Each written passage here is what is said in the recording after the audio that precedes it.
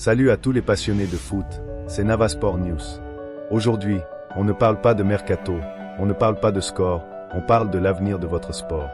Imaginez un match où un gardien est sanctionné s'il garde le ballon trop longtemps, où le VAR intervient sur un simple corner, ou pire, où un joueur blessé est forcé de rester sur la touche pendant plusieurs minutes.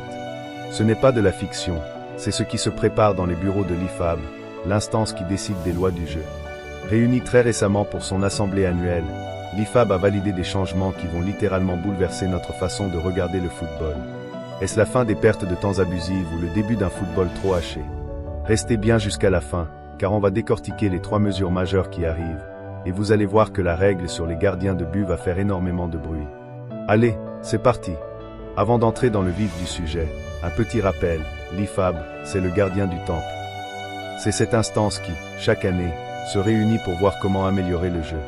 Le 28 février prochain se tiendra l'Assemblée Générale annuelle, mais les décisions prises mardi dernier nous donnent déjà une feuille de route très claire.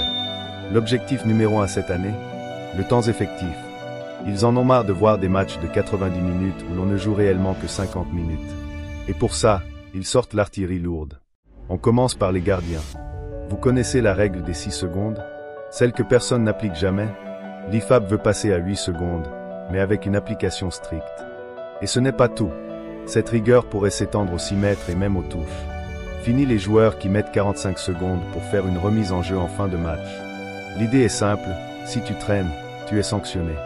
Autre mesure forte, le joueur remplacé aura désormais l'obligation de sortir du terrain en moins de 10 secondes. Si vous marchez tranquillement en traversant tout le terrain pour gagner du temps, l'arbitre aura les moyens de sévir. On veut de la fluidité, du rythme. C'est peut-être la règle la plus polémique. Pour éviter les simulations de blessures qui cassent le rythme, l'IFAB propose ceci. Un joueur qui demande l'intervention des soigneurs pourrait être contraint de rester hors du terrain pendant un temps fixe, probablement 2 minutes. Imaginez votre équipe défendre à 10 contre 11 pendant 2 minutes juste parce qu'un joueur a eu une crampe. Exception notable, si l'adversaire a pris un carton sur la faute, le joueur peut rester. Et bien sûr, cela ne s'appliquera pas aux gardiens. On pensait que le VAR était déjà assez présent, mais l'IFAB veut aller plus loin sur 3 points spécifiques. C'était une anomalie pour beaucoup, le VAR peut corriger un carton rouge direct, mais pas un deuxième carton jaune qui mène pourtant à la même exclusion. L'IFAB est désormais favorable à l'intervention de la vidéo pour éviter des expulsions injustifiées sur des seconds avertissements erronés. C'est une avancée majeure pour la justice sportive. On a tous déjà vu un ballon sortir, l'arbitre donner un corner alors qu'il n'y a absolument pas déviation, et l'équipe marque sur ce corner. Frustrant, non. Demain, le VAR pourra corriger l'attribution d'un corner. Mais attention, l'IFAB est clair, cela doit être rapide. Pas question de passer 3 minutes à vérifier une sortie de but. Enfin, pour protéger les arbitres et offrir plus de transparence, l'instance valide l'utilisation des caméras corporelles, bodycam.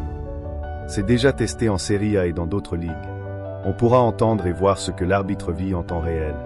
Cela pourrait calmer certains comportements agressifs de joueurs et permettre aux supporters de mieux comprendre les décisions. Alors, qu'est-ce qu'on en pense sur Navasport News? D'un côté, on veut plus de jeu et moins de triche, donc ces règles vont dans le bon sens. De l'autre, est-ce qu'on ne risque pas de dénaturer le foot à force de tout robotiser? Est-ce que la règle des 2 minutes dehors pour un blessé est une bonne idée selon vous? Ou est-ce que ça va punir les joueurs réellement touchés? Dites-moi tout dans les commentaires, je lis tous vos retours. Si la vidéo vous a plu, n'oubliez pas de lâcher le petit pouce bleu, ça aide énormément la chaîne. Abonnez-vous et activez la cloche pour ne rien rater des prochaines news sur le foot. C'était Navasport News, prenez soin de vous, et à la prochaine.